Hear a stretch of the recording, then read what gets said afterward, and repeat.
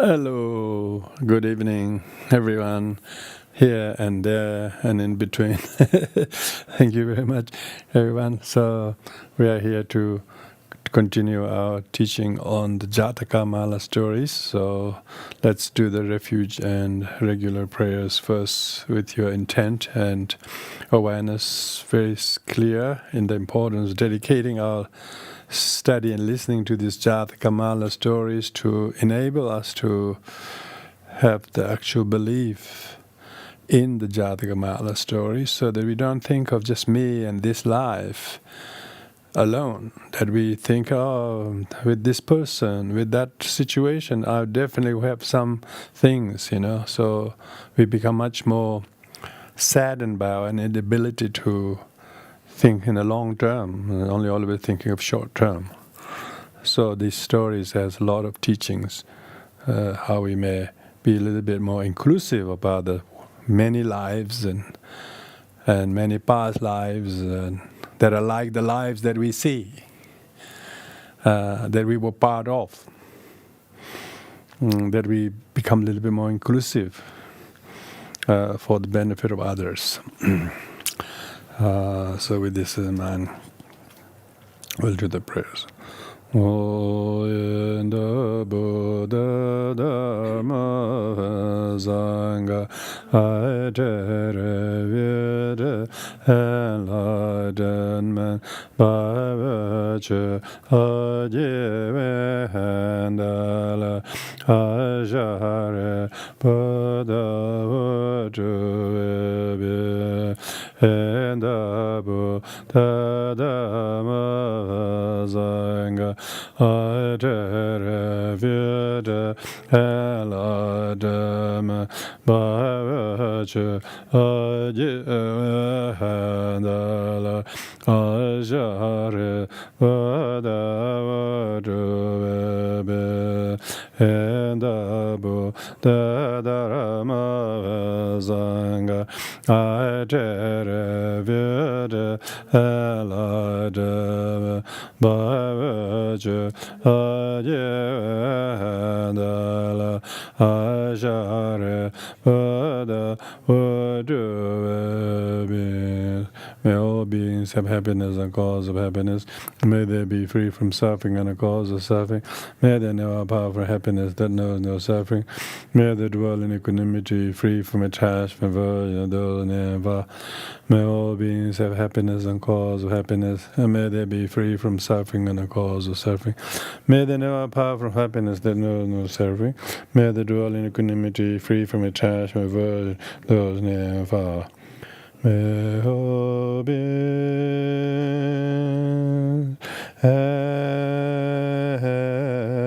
happiness and the cause of happiness. May they be free from suffering and the cause of suffering. May they never burn from the happiness that no suffering. May they dwell equanimity, free from attachment and aversion to the near and far. According to the intelligence and breadth possession of it, where the yet and the Dharma agrelo and come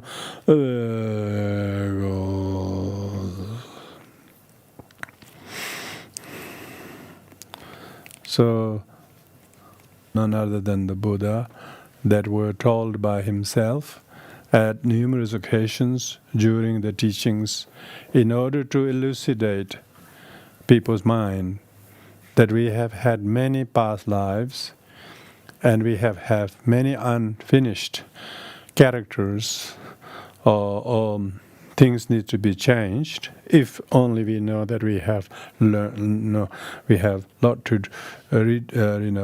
recover them and improve them in this life. So thinking and believing in the existence of past life and future life is a very important part of Buddhist practice. And Buddha deliberately taught those past stories in order to not only make himself as someone who knows those things as omniscient one, but he told everyone that you were such and such then, you were with me then, like that, making everybody feel really, gosh, so you want to believe it or not? Buddha is saying he can't be telling lies. He's not making it up.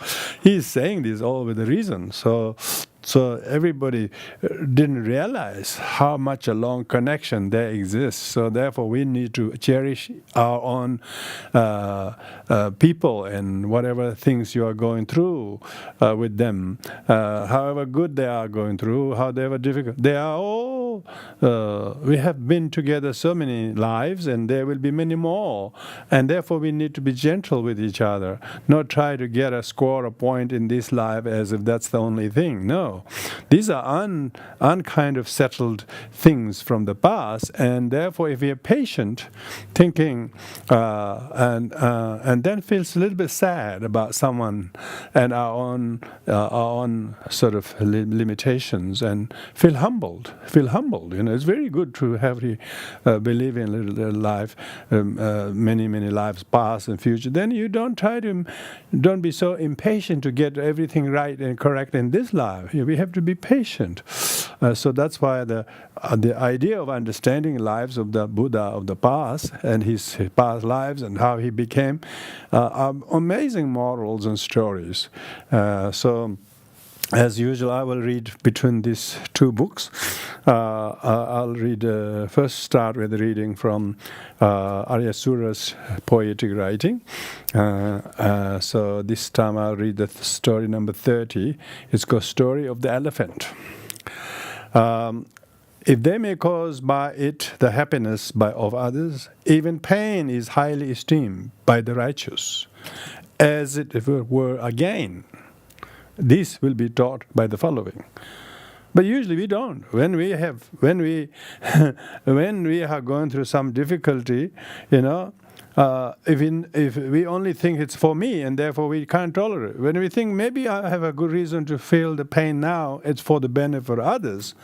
So the Buddhas and Bodhisattvas always tolerate difficulties, even though someone looks like very wrong, but you tolerate that in order to benefit, in order to lighten their burden or karma by your own ability to have a good reason to be patient.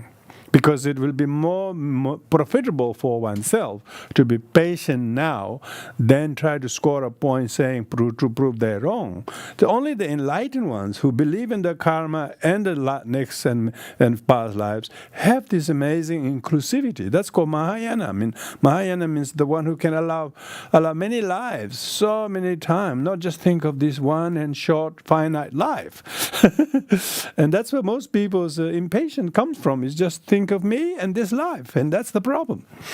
So in Buddhism, it's not a problem. Whatever difficulties, this will be just. We will have time to correct and rectify next time. This time, maybe we have to accept some defeat. Maybe we have to accept some flaws. But this wouldn't be last time. We have to do, because the more times you do, the better it is each time. So this is the story. Okay. Once the Bodhisattva, it is said, was a huge elephant. I don't know whether there's a small elephant or not. It was a huge elephant. He had his residence in some forest suitable for elephants, because not in the middle of the park, which had for its ornament, so to speak, the young offshoots of its excellent trees, whose tops are conspicuous by their twigs, flowers, and fruits. Its bottoms was hidden under manifold kinds of shrubs and trees and grasses. It was beset with mountains mountain ridges and plateau that made the effect as if they were detained there by the charming beauty of forest and would not long for another place. So elephant is really a lovely place. That's the right place. That wood was the abode of forest animals and contained a lake of abundant and deep water. It was far remote from the habitations of men, being surrounded by all sides by a large desert where there was no trees, shrub, or water. There he lived as a solitary elephant. So he was used to being solitary. That's one point. Like an ascetic, he stayed there, pleased with the leaves of the trees, lotus stalks and water, with the virtues of contentment and tranquility. So this elephant has this amazing. I mean, you look at the wild beasts; they live alone. They're alone. They're so contented. They just, if nobody disturbs them, they're so contented. So when you look at the wild animals, you can see how much at peace they are with the nature. So he was so contented and tranquil. Now one time, when the great being was wandering near the border of the forest, it happened that he heard a noise of people from the sides of the wilderness. Then this thought entered his mind. What may this be? First of all, there is in this direction no road leading to any country, nor is there likely a hungry hunting party should have crossed a wilderness so large as this. Still less can there be a question of an attempt to catch my fellow elephants on account of the heavy toil with which it would be attended. Surely these people are either astray, their guides having lost their way, or have been banished in consequence of a king's anger or of their own misconduct. Such is the nature of the noise I hear, which is not made up of strong tones of joy, cheerfulness, and merriment, but rather low-spirited sounds as of people weeping under the overwhelming power of a great grief. So this he thought, yeah? At all events, I will know what it really is. Thus reflecting, the great elephant, being impelled by his compassion, hastened forward in the direction from whence the noise of the multitude came. When he heard more distinctively those sad and piteous accents of lamentation, unpleasant to the ear, the high-minded one, understanding that they were cries for help uttered by people in distress, ran with still greater swiftness, his mind being filled with the yearning of compassion. So sometimes when your elephant running doesn't mean they are coming to attack you. They might be coming concern for you. Who knows? After leaving the thicket, owing to the naked desert destitute of vegetation, he saw already from afar that body of a person who cried for assistance, keeping their eyes in the direction of the forest. They numbered 700 men and were exhausted with hunger and thirst and fatigued. And those men, on the other hand, saw the great being coming up to them, resembling a moving peak of a snow-covered mountain, or a condensed mass of white fog, or an autumn cloud driven towards them by a strong wind. And as they were overcome with sorrow and utterly dejected, this sight frightened them even more. In their fear they thought, alas, now we are certainly lost. But they could make no effort to run away. Hunger, thirst, and fatigue had destroyed their energy. Powerless by hunger, thirst, and fatigue, and being in low spirits, they made no preparation for flight, though the peril seemed imminent. The Bodhisattva, perceiving their anxiety, exclaimed, "Be not afraid, be not afraid. Hey, you have nothing to fear from my part." And so comforting them, drew nigh, uplifting his trunk, showing its tip broad, soft, and dark red as copper. Moved by compassion, he asked them, "Who are you, sirs? And how are you come to this state? Your pale faces betray the effect of dust and sun. Meagre you are, and suffering from sorrow and dejection of mind. Who are you? By what cause have you come this far?" On hearing him utter a human voice, this is a human voice talking, there has to be a magical elephant, no elephant could say that.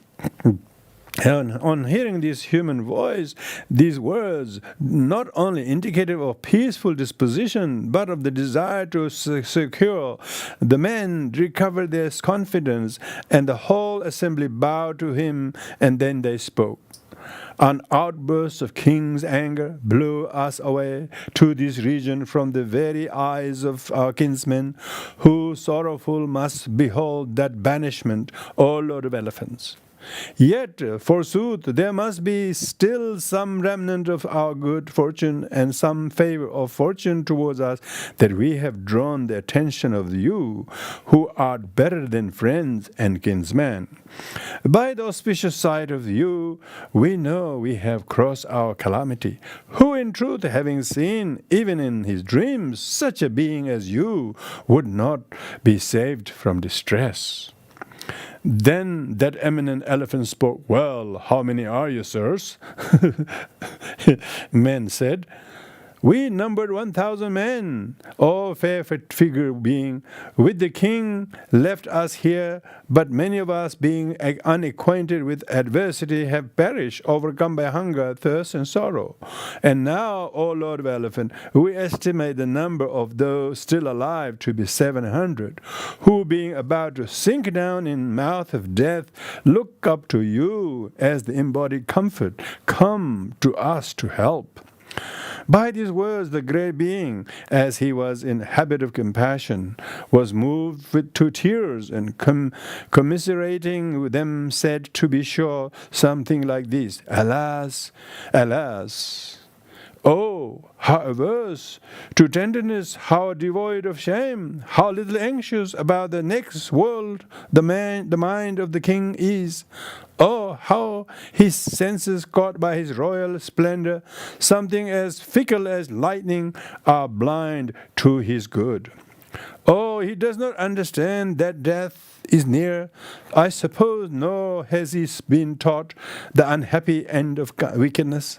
Alas, oh, those poor and helpless kings, who, owing to the weakness of their judgment, are impaired of listening to words of counsel.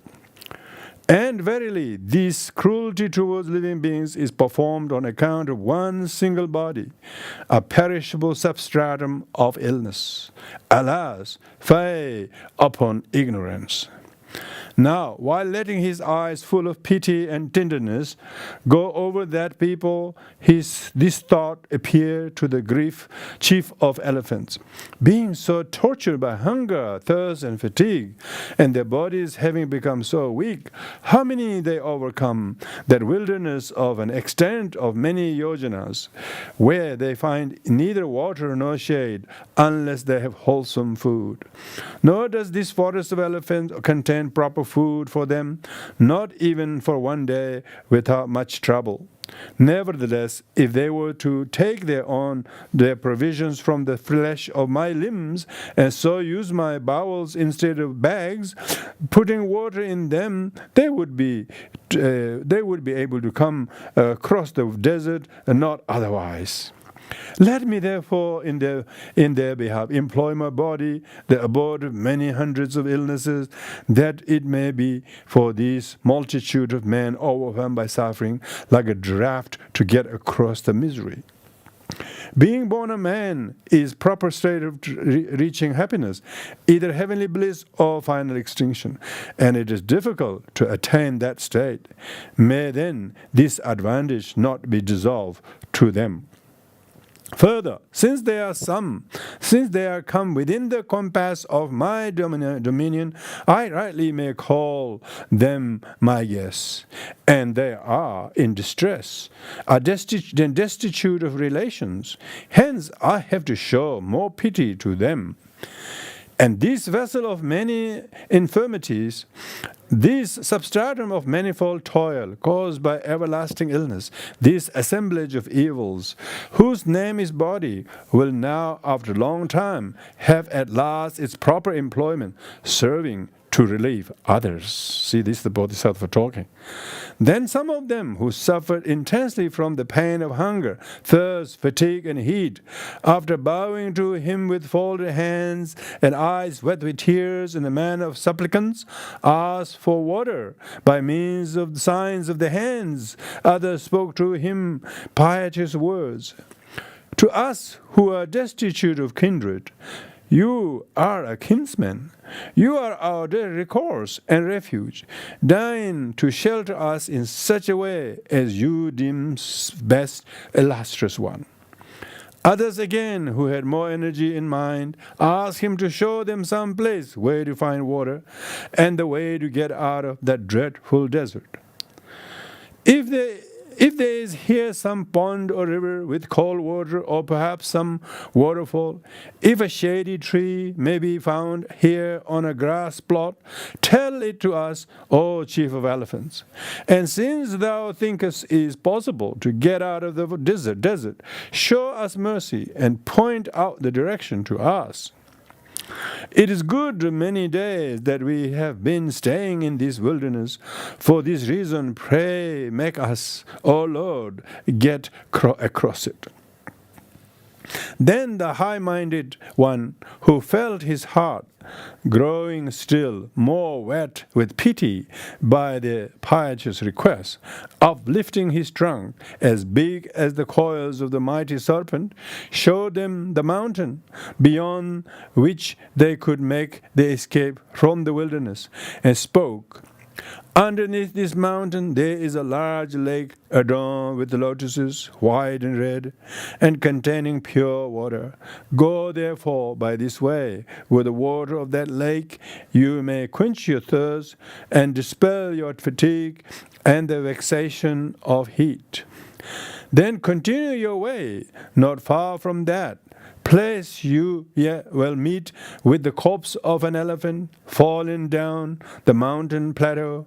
The flesh of its limbs you must take it to serve for provision on the journey, and provide yourself with water, putting it in the bowels instead of bags, after which you have to go further in the very same direction, so you will overcome the wilderness without much hardships. With such comforting language, the high-minded one induced them to set out, but himself running quickly by another way, ascended to the top of the mountain. Standing there, about to give up his own body for the purpose of rescuing the body of people, he strengthened his determination truly by representing to his mind something like this. This performance does not tend to the attainment of high state for myself, neither the magnificence of a king, of a man, the possessor of the royal umbrella, nor heaven with the singular flavor of its surpassing enjoyment, nor the bliss of Brahma's world, nor even the happiness of release. But if there be any merit of mine in thus striving to help these men lost in the wilderness, may I become by it the savior of the world, of those creatures erring in the wilderness of samsara. Having thus resolved, and not minding because of his gladness the painful death he would suffer by being crushed down the deep descent, and the high-minded one gave up his body according to his design by precipitating himself down the steep mountain. Now he just commits suicide. He just fell down in order to get him ready to be eaten. While falling, he shone like an autumn cloud, or like a moon sinking with the reverse disk behind the mountain of setting, or like a snow cover of a peak of a mountain cast down by the violent swiftness of the wind moved by the wings of Garuda. With the heavy noise of a whirlwind, he precipitated himself, shaking not only the earth and the mountains, but the mind of the Mara, possessed by the infatuation of sovereignty. And in his fall, he bent both the forest creepers and the forest deities. No doubt on that occasion the celestials residing about that forest were affected with the utmost astonishment. From the ecstasy of their gladness, the hairs of their body bristled, and they swung their arms in the sky, their fine fingers turned upwards. Some overspread him with a thick shower of flowers, sweetened with tinge with sandal powder. Others covered him with the upper garments, wrought of celestial unwoven stuff, and resplendent with golden decorations. Others with the ornaments. Others again worship him with hymn they had devoutly composed, and with the reverence of the Anjali, that's joining the hands together, their folded hands resembling opening a lotus hands, or they honored him with bent heads, lowering their beautiful head diadems, and with prayers of veneration. Some fanned him with the agreeable wind, such as arranges garlands of foam of the waves, and is perfumed with scents borrowed from the dust of flowers. Others held a canopy of dense clouds in the sky over his head. Some were prompted by devotion to make heaven echo his praise with the sounds of the celestial drums, and more others enameled the trees with an untimely outburst of new twigs, flowers, and fruits. The sky assumed the lovely splendor of autumn. The sun's rays seemed to become longer, and the ocean trembled and shook its wave surface as from impatience to go and visit him out of gladness. Meanwhile, those men following the way pointed out to them had reached the lake after refreshing themselves, recovering from heat, dust, thirst, and fatigue, going on as the high-minded one had instructed them. They saw at no great distance from that place the body of an elephant that had died not long ago before, and they reflected, what a strong likeness this elephant has to that chief of elephant. Is he perhaps the brother to that mighty being, or some kinsman of his, or one of his sons? In fact, it is the self-same beautiful figure equaling a snow peak that he behold in his body, even though it is crushed. It looks like a condensation of a luster of many groups of water lilies, like the concrete form of moonshine, or like his image reflected in a mirror. But some among them who had a keener judgment of the matter began to reflect thus: as far as we see, this animal, whose surpassing beauty rivals the elephants of the world quarters, is that very elephant indeed, who has thrown himself from the plateau in order that he might save us from distress, who are without relation and friends. And having understood, so they said, that noise we heard, as of the whirlwind, as of an earthquake, was caused by his fall, to be sure. This body, in truth, is his. It has the same yellowish-white hue of a lotus root, and is covered with similar hairs as white as moonbeams, and adorned with fine spots.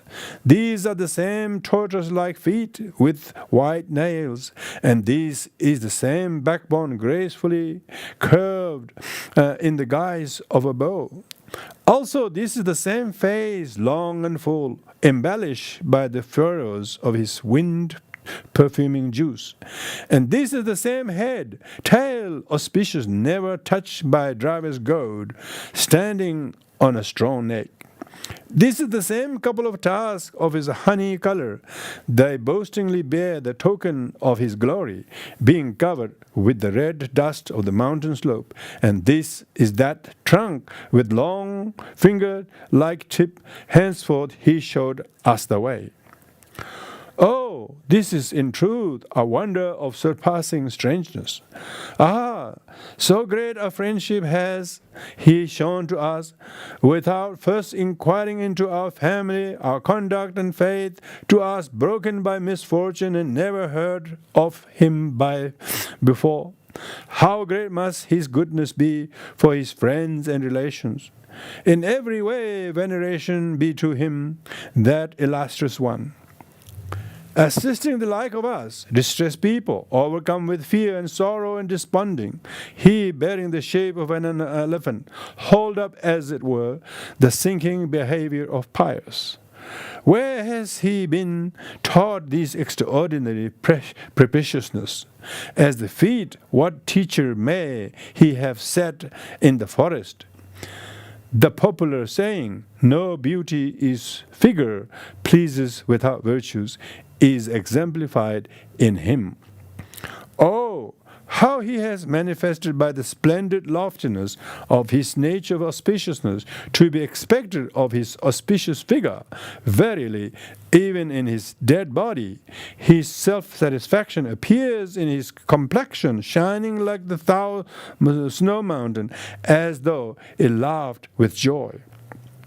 Who therefore will allow himself to feed on the body of these exceedingly virtuous being, who, surpassing by his goodness, affectionate relation and friends, was thus inclined to help us, thus ready to sacrifice even his own life for our benefit? No, it becomes to us rather to pay him our debt of gratitude by the cremation of his body with the proper rites and rituals.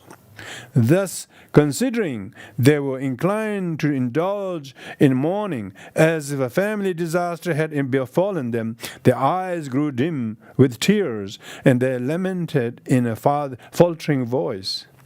But some of them who had stronger frame of mind, perceiving their attitude and understanding the difference of the caste, spoke to them. Verily, by doing so this excellent elephant would be neither worshipped nor gratified.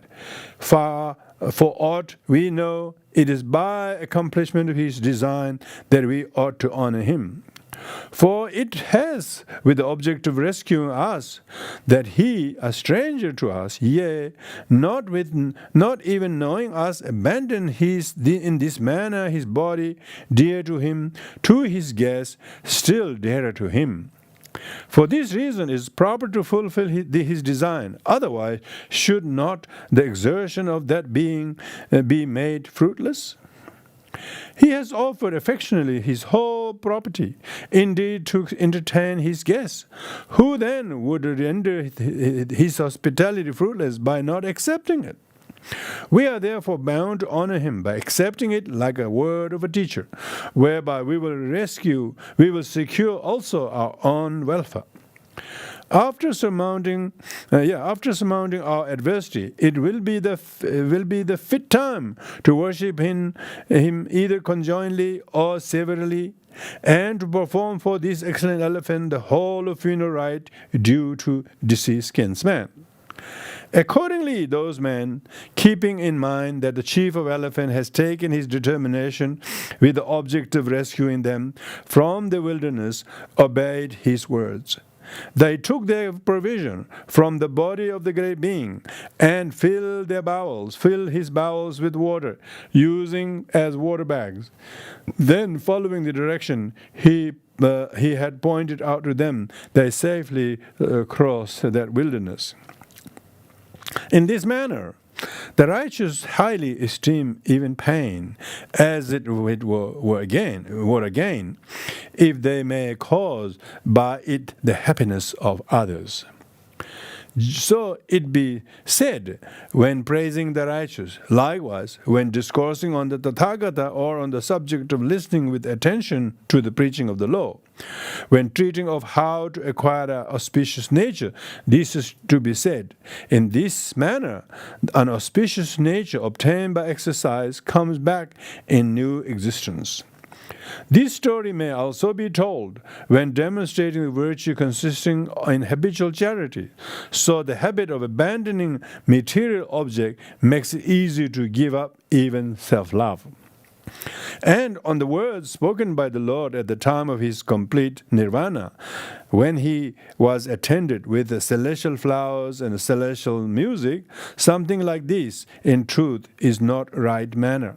Ananda, to gratify the Tathagata, this story may serve as the comment. By talking it, for example, in this manner, worship consists in fulfilling the design of a person honored, not for offering of perfumes, garlands, and the like. In the Avadana Kalapalata, this tale concurs as a 96th story, where the Lord tells it succinctly. The elephant is called Bhadra, friendly. Compare Supra, stanza 39 and 40, where his Atibhadrata, respecting Bhadrata, is praised. Concerning the Bhadra elephant, compare Kilhorn, Indian Antiquity, 1890, page 60. So there are some stories that overlap. This is also in Kshemendra's, the Kalapatra tree.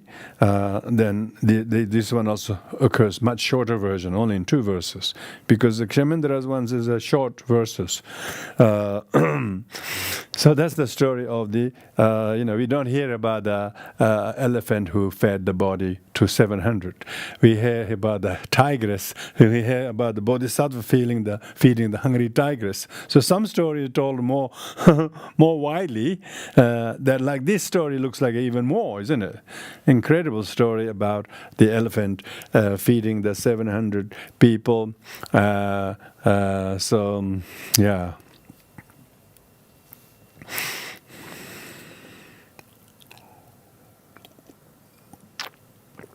Okay, next is the story of Sutasoma.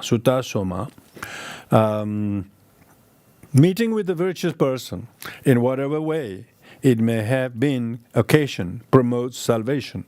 Thus considering, he who longs for salvation must strive after intercourse with virtuous person. This is taught in the following story. In the time when our Lord was a Bodhisattva, he happened to be born, it is said, in an illustrious royal family of the Kauravas, that dynasty wide famed for its glory, who, owing to their intentness on possessing virtues, possessed the deep-rooted affection of their subject, and splendor of whose power had put their proud neighbors to vassalage. Their father gave him the name Sutosama, for he looked as lovely as Soma, the moon god, his face being irradiated by the nimbus of the hundreds of virtues. Like the moon in his bright half of the month, his loveliness and grace increased every day. Having in course of time attained skill in the Vedas with the Angas and in the Upavedas, having been also initiated in the worldly arts and science, kalas, including the additional ones, he became an object of esteem, and love to his people might be called a kinsman of virtue, so to speak.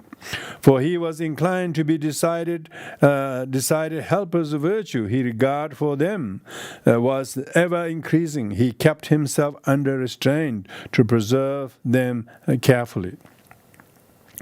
Good conduct, learning, charity, mercy, self-control, splendor, forbearance, wisdom, patience, humility, modesty, shame, judgment, loveliness, renown, civility, retentiveness, strength, pureness of the mind. These and such were the excellent properties which dwelt with him. Embellished by his youth, as it were, and deriving an additional charm from the holiness of and loftiness of his person, they were like the constituent parts as the 16 kalas of the moon. And for this reason the king, his father, raised him to the illustrious rank of his apparent, judging him the proper person for ruling his subject, for he knew his high aspirations and the holiness of his nature. But as he was fond of learning, he was a great lover of religious sentences, well turned, and paid the most distinguished reward for those who attended him with well-said sentences. Once it was season of grass, season of spring, and the power of the month of the flowers had decorated the suburbs' parks. The young offshoots of shrubs and trees overspread them with lofty brilliancy. This opening flower gave them a charming and laughing aspect. Fresh grass plots, like smooth woolen carpets, extended all round over their grounds.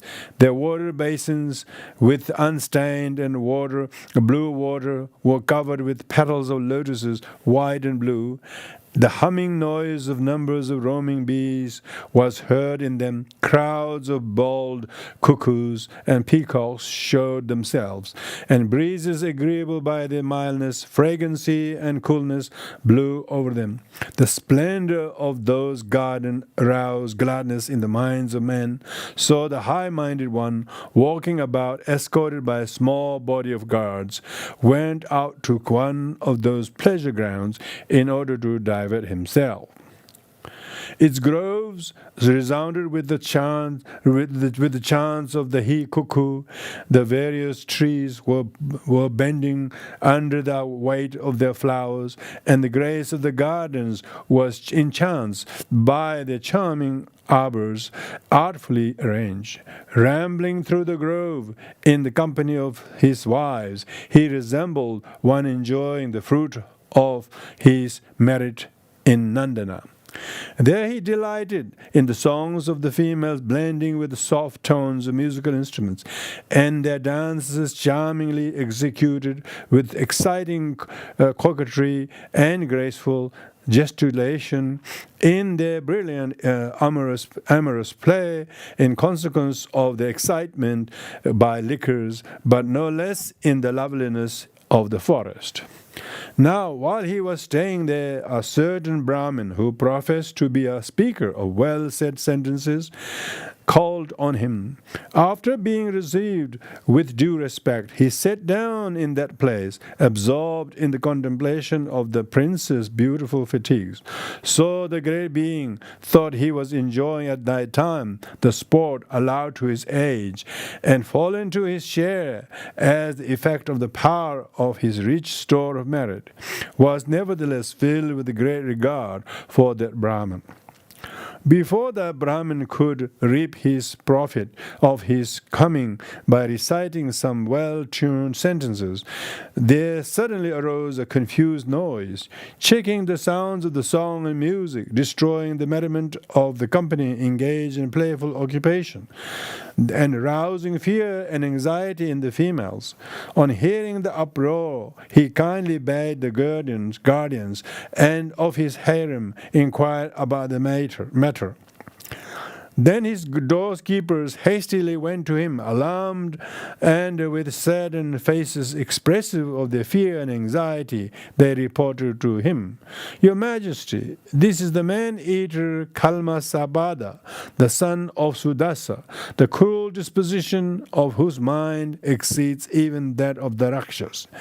It is he who, as if he were an incarnation of God of death, is in the habit of destroying hundreds of men.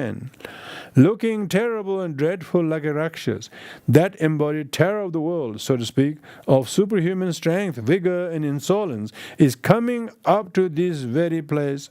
Our guards are dispersed. Terror has devoured the courage of the warriors.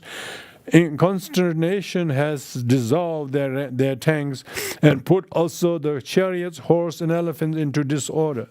Therefore, Your Majesty must be on your guard for your defense and reflect on the proper measures to be taken." Then Sutasoma, though knowing it well, asked them, "Who is that man whom you call the son of Sudasa?" And they said to him, "Is it then unknown to Your Majesty that there was a king of the name who, having gone out hunting, carried away by his horse, penetrated into the very heart of the forest.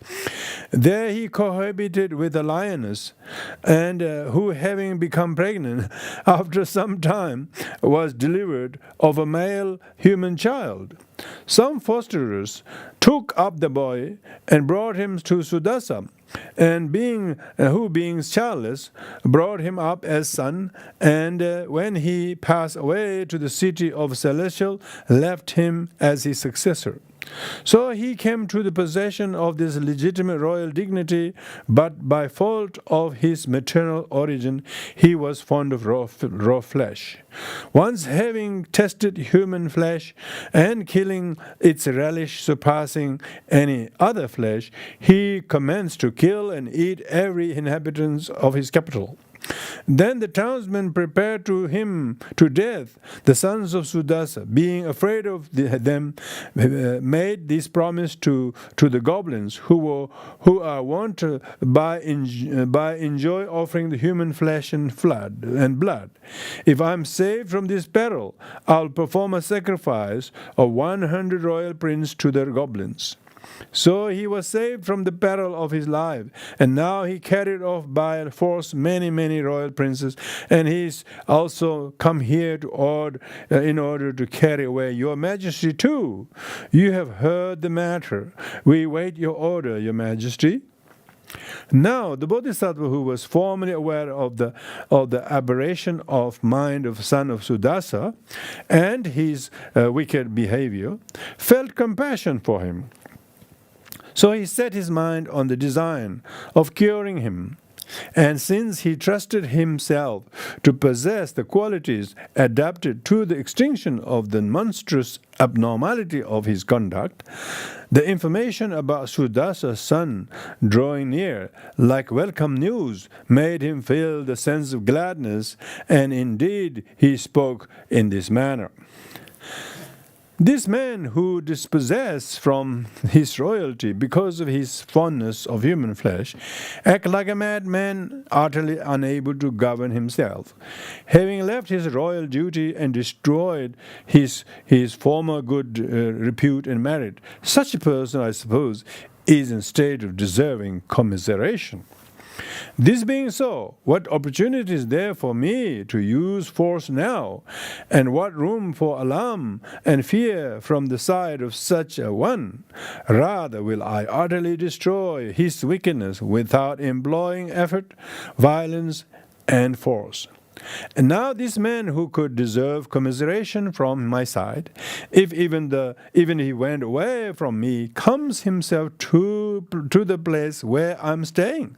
For this reason it befits me to show him hospitality, for it is this way that the virtuous act towards guests.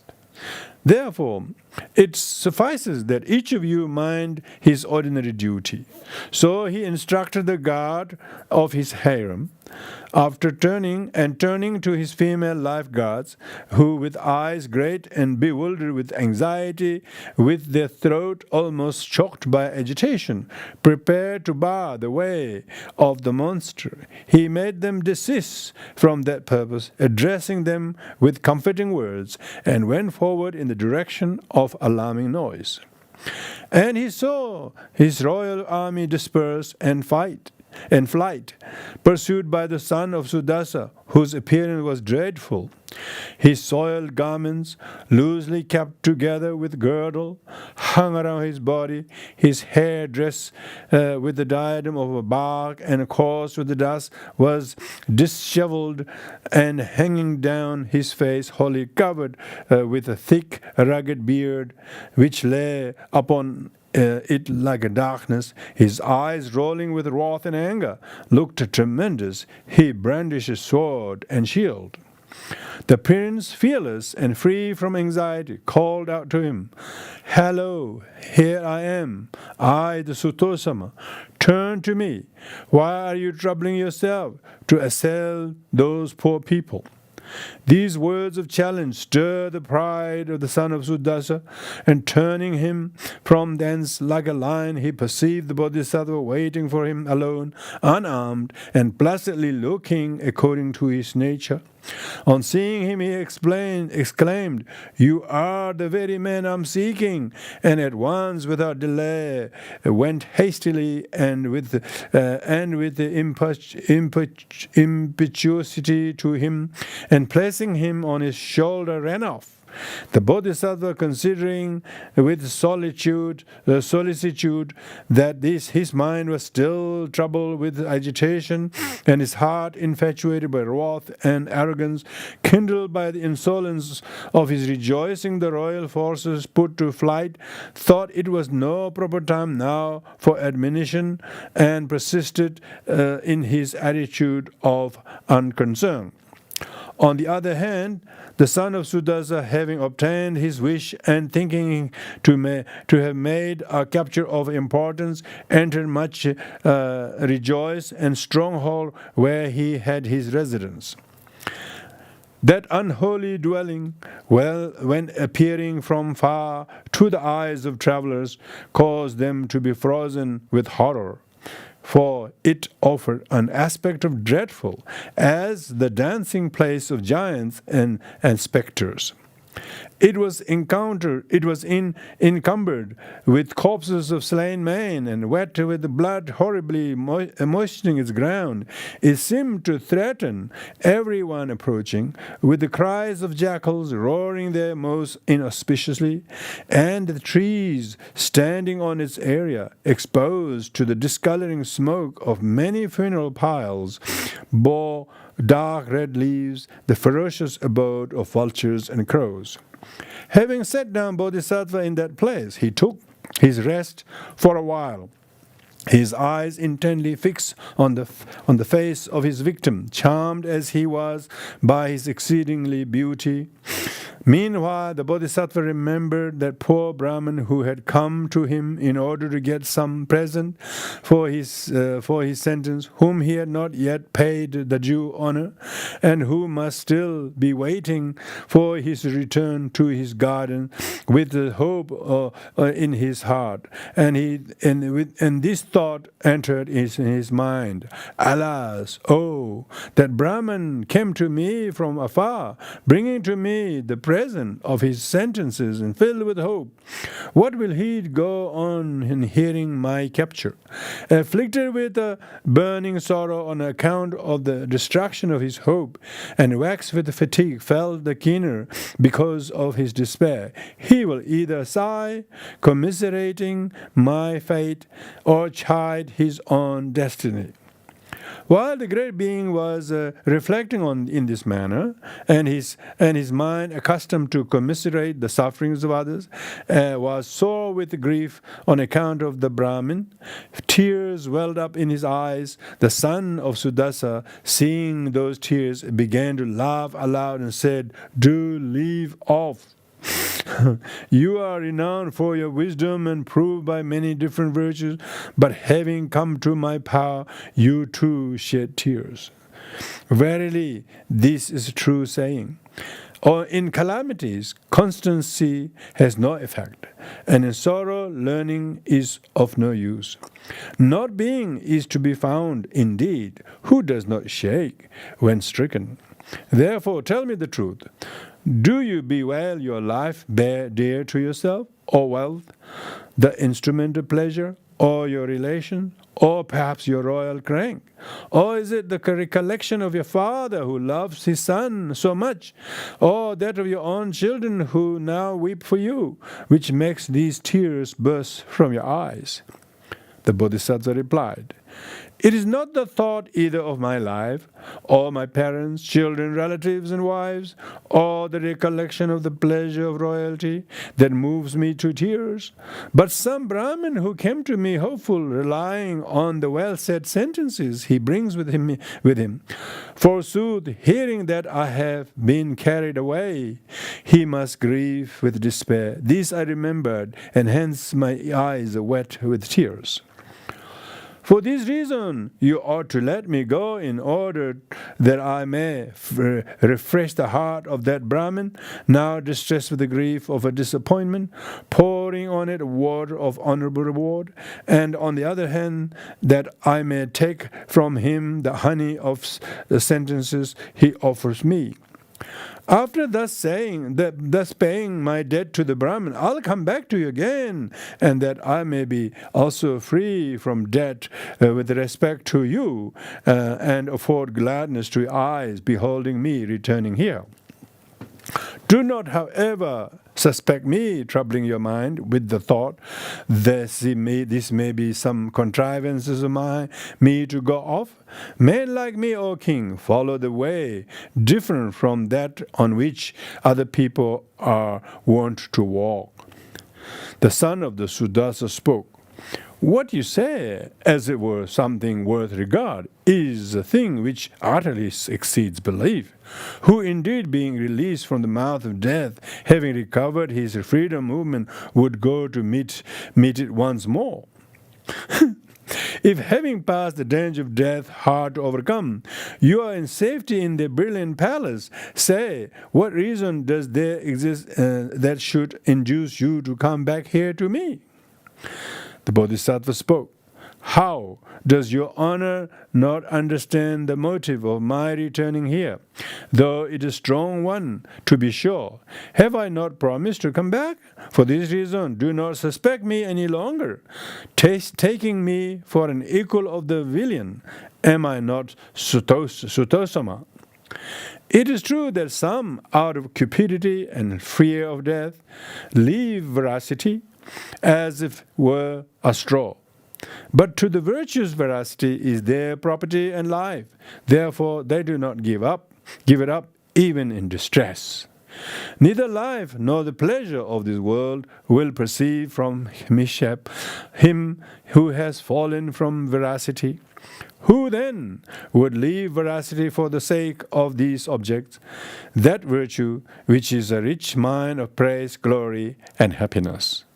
Nevertheless, in a person who is even walking on the road of sin, or in whom there doesn't appear any effort to lead a holy life, a pious behavior becomes a matter of disbelief.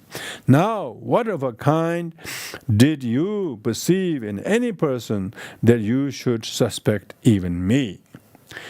If I had really been afraid of you, or if my mind had been attached to pleasure, or my heart were devoid of compassion, you do not think I would have met an adversity so famous for his ferocity as you, in full armor and prepared to fight, as become one proud of his valor?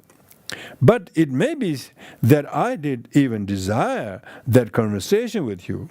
Why, after satisfying the labor of that Brahma, I will come back to you on my own accord. A person like me in truth, do not utter untruth. Now these words of the Bodhisattva irritated the son of the Suddasa, as if they spoke of something fanciful, and he entered upon this reflection. Verily, he does greatly boast of his veracity and righteous behavior. Well then, I'll see them both in both his attachment to truth and his love of righteousness. What matters is his loss to me, after all. I have already my full number of 100 royal princes, whom I subdued by the overwhelming strength of my arm. With them I may perform my sacrifice to the goblins according to my desire. After thus considering, he said to the Bodhisattva, well then go. We wish to see your faithfulness in keeping your promise and your righteousness. Go, and having done for that Brahmin what he longs for, return soon. Meanwhile, I will dress your funeral pyre. And the Bodhisattva promised him he would do so. Then he set out for his palace, where he was welcomed by his household. Having sent for the Brahmin, he learned from him the tetrad of Gathas. The great being to whom the hearing of those well-said sentences procured an intense gladness praised the Brahmin with kind words and marks of honor, and valuing each gatha at the rate of 1,000 pieces of gold, rewarded him with the wealth of so much he desired for. Now his father, intending to avert him from expenses out of place and extravagant, avail himself of his opportunity and admonish his son in his friendly terms. "My dear," he said, "when you reward well-said sentences, you should know the limit. Should you not? You have to maintain a large retinue. Besides, the splendor of kings depends on affluence of this treasury. For this reason, I tell you this. Rewarding a well-said sentence with 100 is very high estimation. It is not fit to exceed this limit.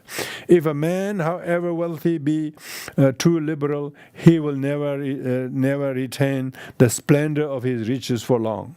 Wealth is the chief instrument of success and an effective one, for no pleasure is attainable in defiance of wealth.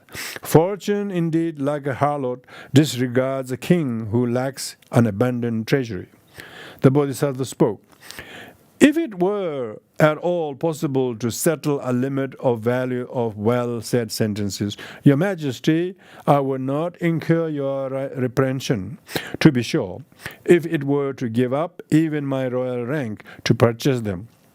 Verily, such suffering, such sayings by hearings which a man gains placidity of mind, his love for salvation is strengthened, and the darkness of ignorance disappears from his intellect by the increase of his wisdom, ought they not to be bought even at the price of one's own flesh?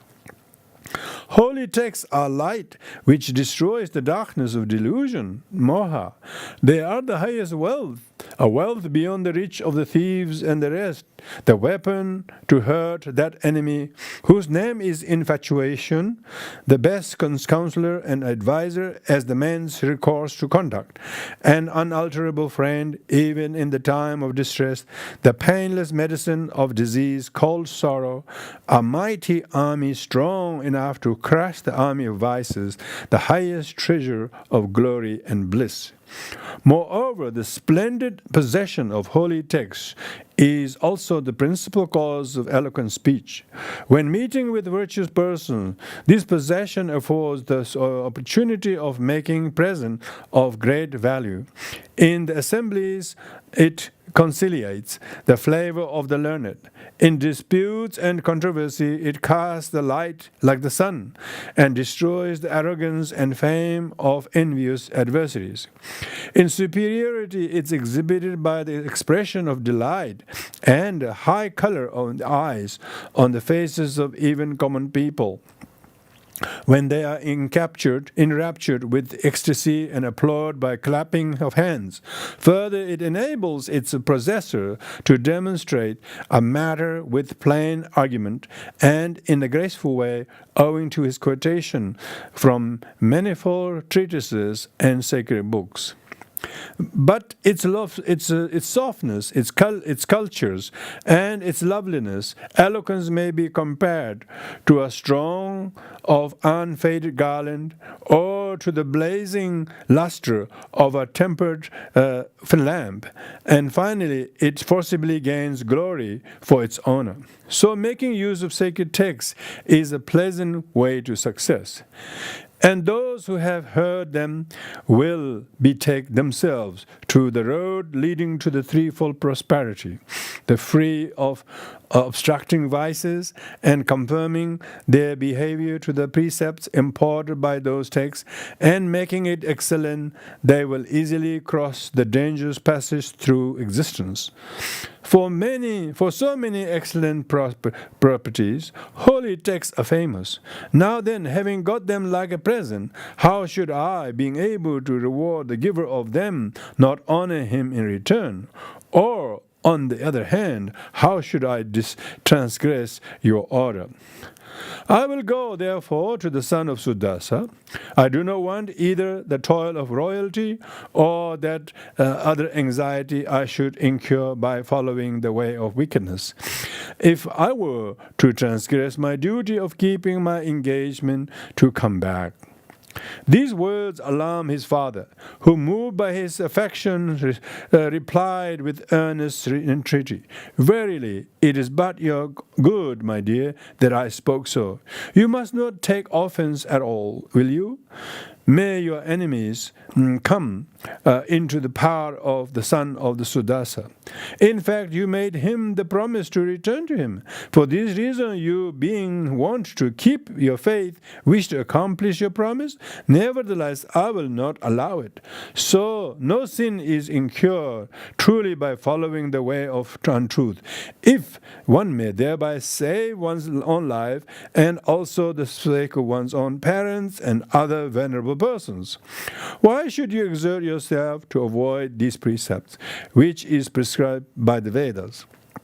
Besides, those who are skilled in the science of politics proclaim the attachment to righteousness, in such case as where it evidently causes damage to material interests and pleasures to the mismanagement of an evil habit to kings. No more than of that determination wherewith you grieve my heart and disregard your own interests. But you will object, my dear, that acting thus is dishonorable and in contradiction to righteousness, and that it is for this reason you cannot decide to break your promise, having never been accustomed to do anything like this. Yet, why should you break your promise? Here I have an army of footmen, chariots, horses, and elephants, prepared for war and ready to march at your rescue. They make up an excellent body of warriors attached to your person, yea, a legion of heroes skilled in arms and having distinguished themselves in many battles. In short, these forces are dreadful, like a violent stream of water. Well, come to him, surrounded by that army. Bring him either to submission or to death. In this manner, you will have fulfilled your promise, at the same time saved your life. The Bodhisattva replied, I am not able to promise one thing, Your Majesty, and perform another, nor can I strike at such people as deserve pity, who, being immersed in the mud of wicked habits and moving in the direction of hell, and whom I reckon my friends after their relation have abandoned them, and there is nobody to protect them moreover. That man-eater performed for me something generous and difficult to be done by others, since he dismissed me out of his power, relying on my faith. So it is thanks to him that I got these holy verses. Father, for this reason, he is my benefactor, and is especially entitled to be an object of my commiseration. Cease also to be afraid of any misfortune threatening me. Your Majesty, how should he be capable of injuring me when I come back to him as I went? So, speaking, the high-minded one persuaded the father to give him leave. Then, declining the entreaties of his friends and his faithful army, who were eager to prevent his going away, he set out for the dwelling of the son of the Suddasa, alone, free from fear and sadness, for he was keeping his faith, marched with the aim of softening his heart to happiness of man. As soon as the son of the Suddasa saw the great being approaching them from afar, he became exceedingly astonished, and his esteem and liking for his increased. Not even his cruelty, however long practiced and deep-rooted in his defiled mind, could prevent him from entering indeed upon a thought like this. This is a wonder of wonders. To be sure, the marvel of marvels. That prince's lofty veracity exceed all that may be expected of men and deities. To me, a person as cruel nature as death, he comes back of himself, subduing fear and anxiety. Ah, what a constancy! Bravo for his veracity. Justly indeed the renown of his truth-speaking is widespread, as he now gave up his life and royal state to keep his faith. While he was so affected with amazement and admiration, the Bodhisattva drew near, saying, I have obtained the treasures of well-said sentences. I have rewarded the indigent men who presented me with it, and gladness has been procured to my mind, thanks to you. Now I am back here. Eat me, if such is your desire, or use me as a victim at your sacrifice. The son of the Suddasa spoke, I am not in a hurry to eat you. Moreover, this funeral pie is still smoky, and flesh gets its proper relish only when roasted on the smokeless fire. Let us here, meanwhile, be well said sentences. The Bodhisattva replied, Oh, what use it to you in such a state to listen to holy sentences? You adopted this mode of living merciless to your subject for the sake of your belly. Now this stanza praise righteousness. Righteousness does not go together with injustice. Following the wicked manner of life of Rakshas and having left the way of pious, you do not possess faith, still less righteousness. What will you do with the holy texts? This contempt arouse the impatience of the son of Suddasa. He answered, Do not speak so, sir. Where is that king, say, who does not kill with his bent bow in his park and mates of his hinds of the forest? If I in a similar way kill man for my livelihood, I am the unjust one. So it is said, not those killers of deer. The Bodhisattva spoke, Neither do those stand on the ground of righteousness, whose bent bows are directed against the frightened and fleeing deer, but by far more reprehensible than those in man-eater. Human beings indeed occupy, by their birth, the highest place in the scale of creatures, and are not allowed to serve as food. Now, thought the Bodhisattva had spoken very harsh words to the son of Suddasa, the friendliness of his nature exercised such a power that it outweighed the ferocious nature of the man-eater. So he quietly heard this reproof. Only he laughed out loud and he spoke, Say, Sutto-sama, after being released by me, and having reached your home and lovely residence, resplendent with the luster of royalty, you came back to me. For this reason, you are not skilled in political wisdom, I suppose. Bodhisattva said, You are wrong. On the contrary, I am skilled in political wisdom. Therefore, I do not put it into effect. What, in truth, is the worth of a skill in art, resorting to which brings about the certain fall from righteousness without bringing about happiness? Moreover, I tell you, those who are wise in direction and their actions along the way of political reasons commonly get into calamities after death. Therefore, I put aside the winding paths of artful politics and keeping my faith come back. Also, by this I show it is I who am skilled in politics, that leaving untruth, I delight in veracity. For no action is declared by competent judges in the science of politics to be well managed, which is not attended by good reputation, satisfaction, and interest. Son of Suddasa spoke, What is that interest you perceive to be attained by holding on veracity, then giving up your own dear life, your relation, who shed tears at your departure, and charming pleasures attendant on royalty, you return to me in order to keep your faith before all? The Bodhisattva spoke, Many kinds of virtue rest on veracity. Here, but the succinct account of them. Veracity surpassed splendid garlands by its lovely grace and every sweet flavor by its sentence. Inasmuch as it produced merit, that excellent good without toil, it is superior to every kind of penance and the troublesome pilgrimage to tirthas. According to glory and opportunity of spreading among men, veracity is the way to its penetrating the three worlds. It is the entrance door of the abode of the celestials, the bridge to cross the swamps of samsara. Then the son of Sudaza exclaimed, "Excellent right," and bowing him and casting an admiring look at him, he said, "The other men came into my power, are paralyzed by affliction, and fear robs them of their courage. In you, on the contrary, I see the splendid imperturbation. I suppose you are not afraid of death, my prince." Bodhisattva spoke.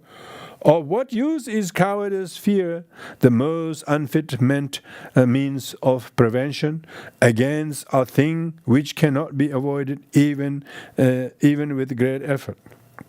Nevertheless, though knowing the nature course of things in the world, people are poltrums against truth. It is the vexation of the mind in consequence of their wickedness. It is because they were wanting in exerting themselves to perform good actions. It is their apprehension of suffering in the other world. Their conscience makes them torpid from anxiety that they must die. But I do not remember having done anything that should torture my conscience, and consequently I have imbibed pure action into my very pure nature. Who, clinging to righteousness, should be in fear of death? Nor do I remember having made gifts to the indigent, which did not tend to the gladness of both the mendicants and myself, who, having in their manner obtained contentment by gifts, clinging to righteousness, should be in fear of death. Even when reflecting for a long time, I never recollect having taken any step towards evil, not even in my thoughts. So, path to heaven is dear to me. Why should I conceive fear of death? On Brahmins, on my relations and friends, on my dependents, on the poor, on ascetics who are the ornaments of their hermitages, I bestow much wealth, giving according to their worthiness of the recipients what each of them was in want of, that was done for him. I built hundreds of magnificent temples, hospitals, courtyards, hermitages, halls, tanks, and by these I obtained satisfaction. Therefore I do not fear death. Why dress me for your sacrifice or eat me? On hearing this language, the son of Sudaza was moved to tears and tenderness. Hair of his body bristled, and darkness of his wicked nature vanished. Looking with reverence to the Bodhisattva, he exclaimed, "Beware! May the evil be averted.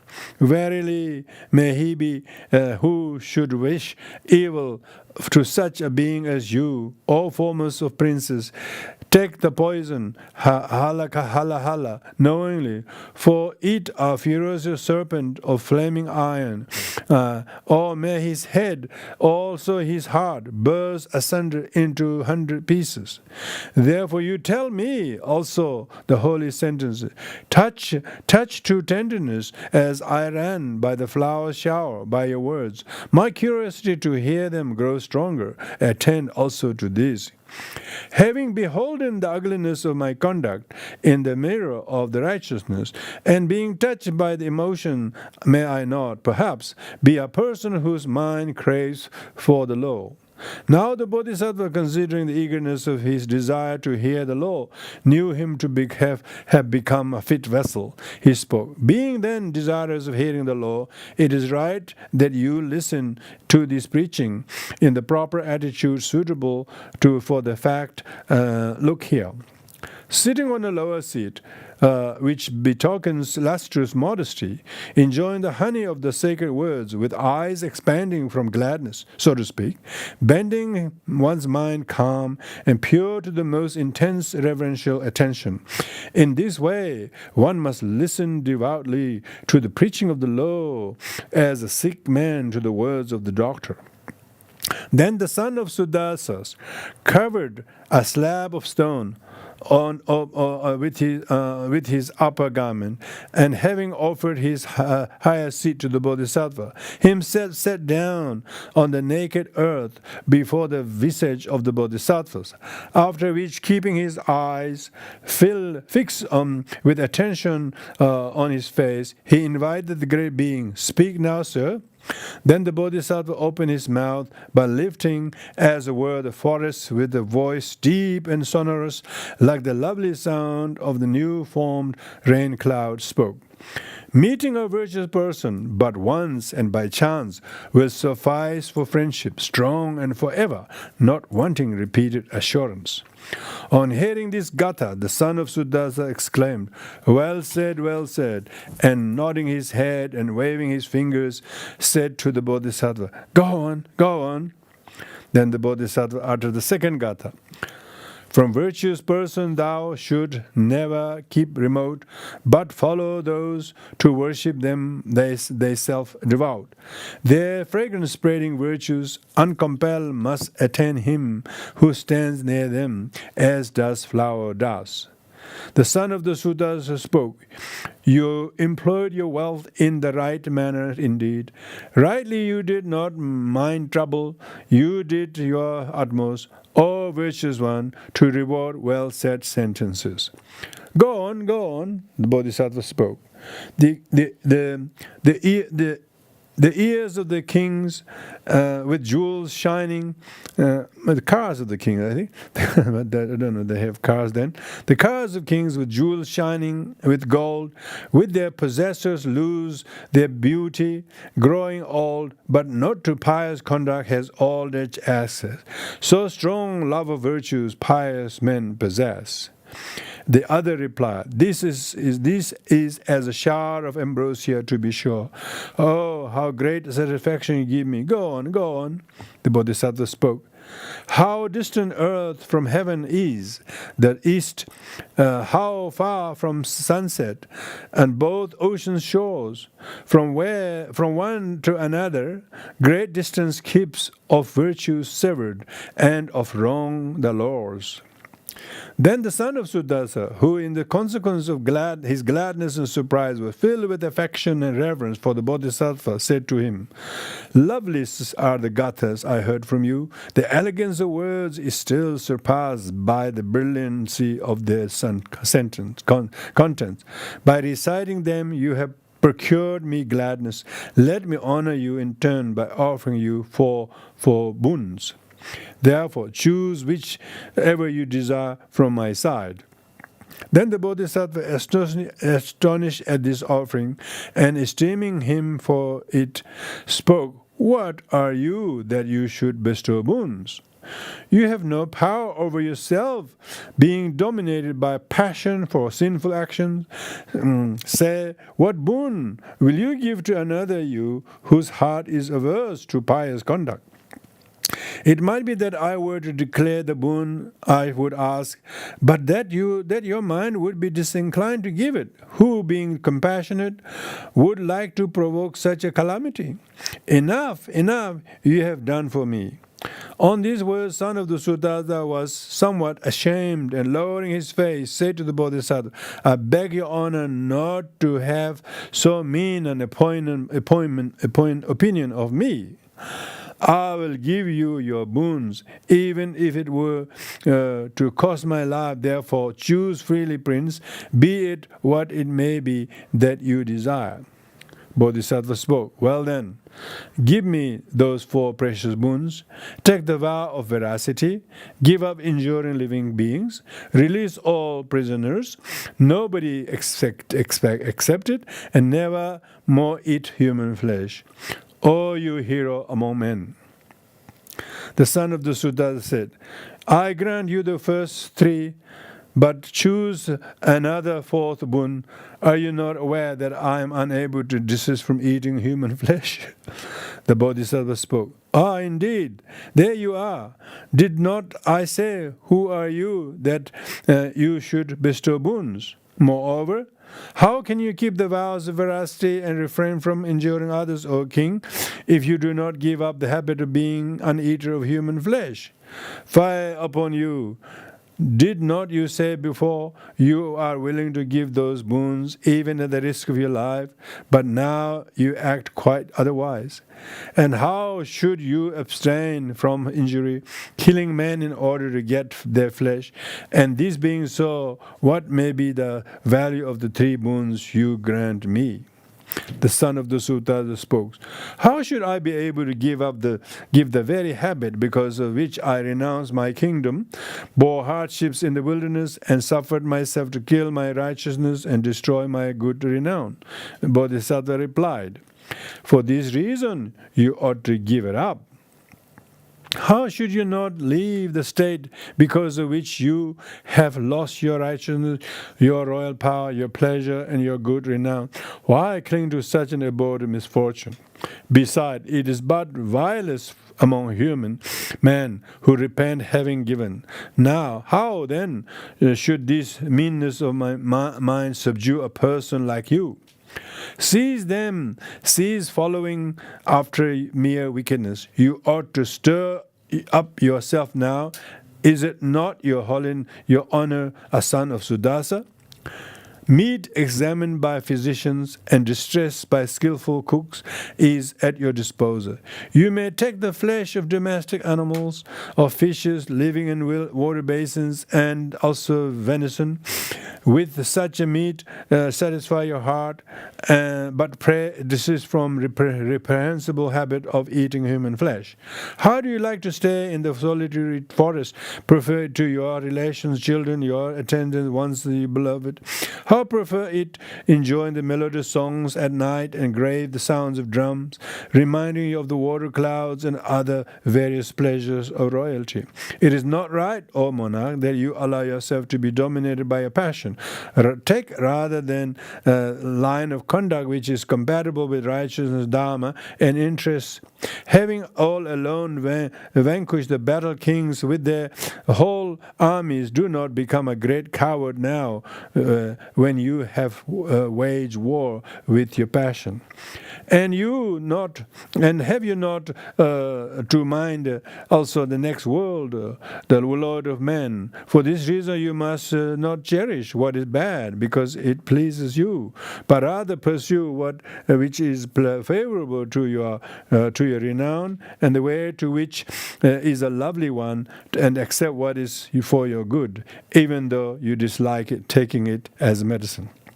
Then the son of Suddasa was moved to tenderness and tears, which barred his throat and emotion.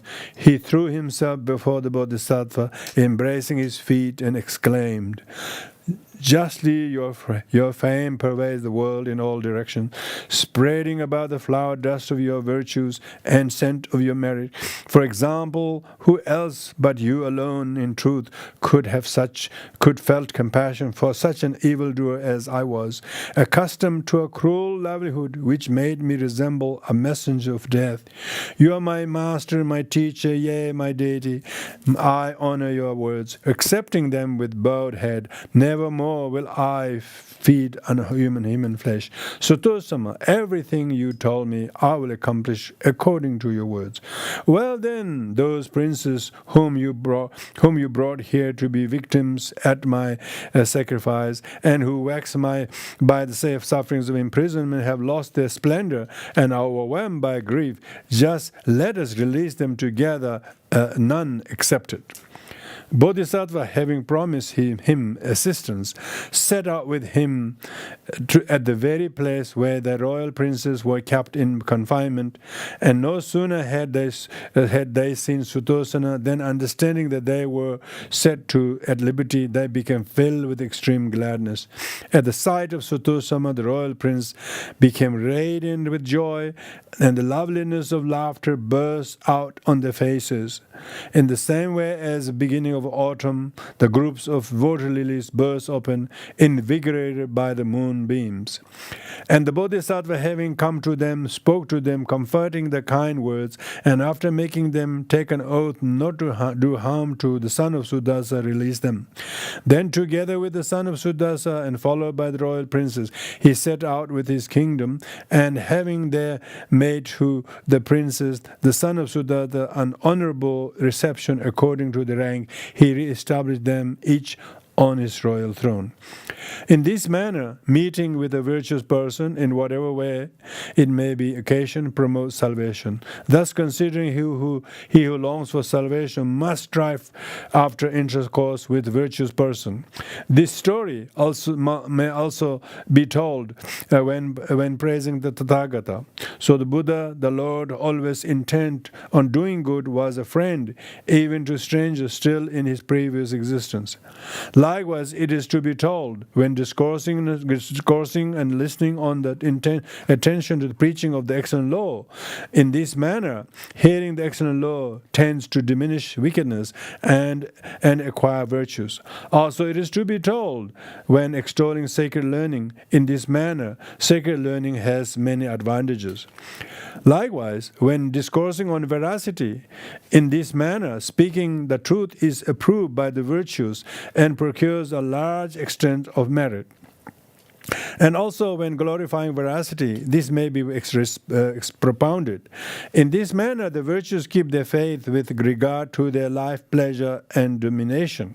Likewise, when praising commiseration.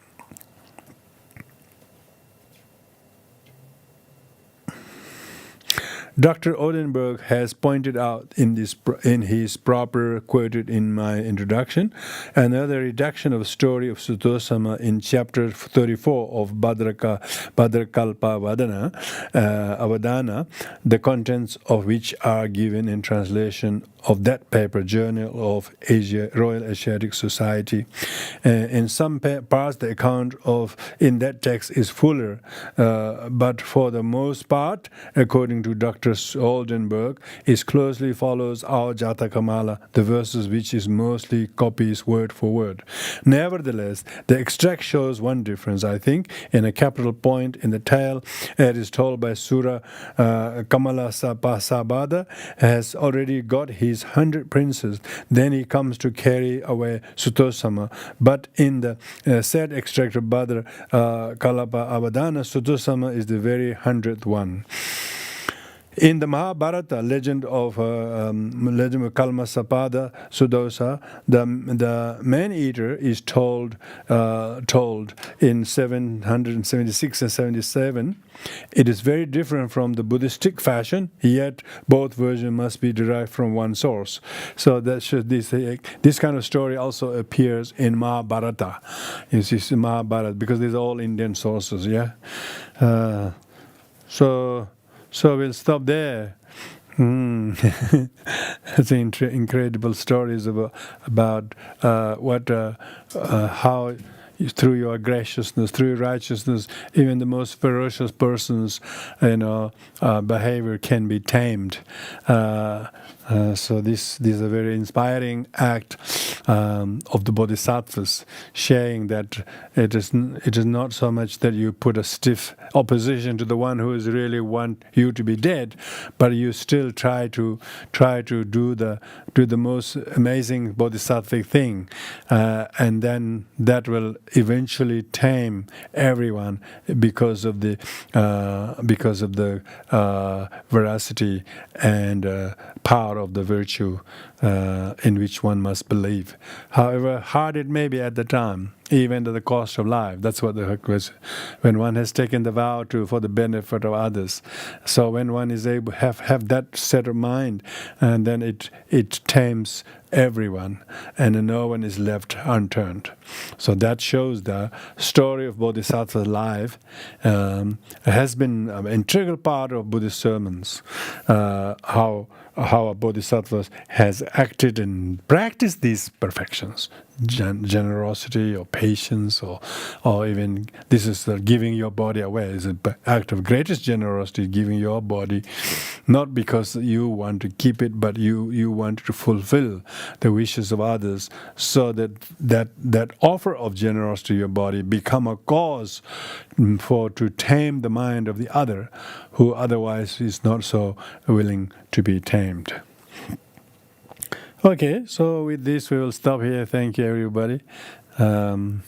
I don't think my eye will cope reading the smaller version tonight, so that Arya Sura's poetic text, larger print, has done the good good for me, and to all of you, thank you very much. Okay. Om Badis Mere Mehovaga Dadifa Menzenge Omnis Mehale Bereda Bifrode Oshana Bada Desinede Herenda Mahayana Jiji Whatever Merera Hevegra Mehobe Bekas Deleveza Droda Mahayana Jiji Courage Manju Shinyawade Azama Drabadra Delava Valove Avade Hezamba Aisha de Geo de Mere Mede Hexalem Body Jida Tebe Vere Noya Danzo Where has been born Medengre Freely Pedadi Generation.